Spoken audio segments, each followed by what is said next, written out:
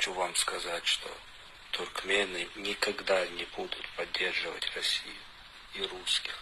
А те, кто поддерживает, это манкурты, предатели. Туркмен не может поддерживать русских. Почему? Потому что русские убивали наш народ.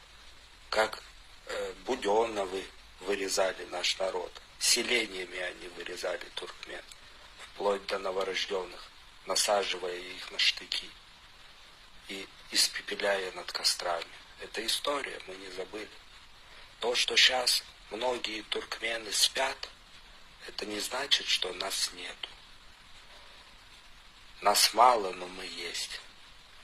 И вы не смотрите на тех манкуртов, предателей, которые топят за Россию, которые забыли историю, которые не знают историю и по причине этого топят за Россию. Они такие же манкурты. Кто забыл историю, либо же кто не знает историю и не изучает и топит за Россию.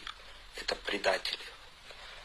Туркмены, вы сами подумайте, как могут быть туркмены за Россию, когда Россия истребляла туркмен.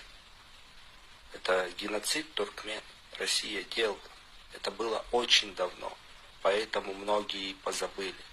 Но мы не из тех. К сожалению, на сегодняшний день Туркменистан оккупирован русскими оккупационными правительствами, политикой. Там ватандашлар, туркменлер, дорогие мои земляки, хочу вам сказать, помните, кто наш враг. Помните, кто убивал наш народ. И к завершению этого обращения я хочу вам сказать. Помните, мы потомки басмачей, а не клоунов-циркачей.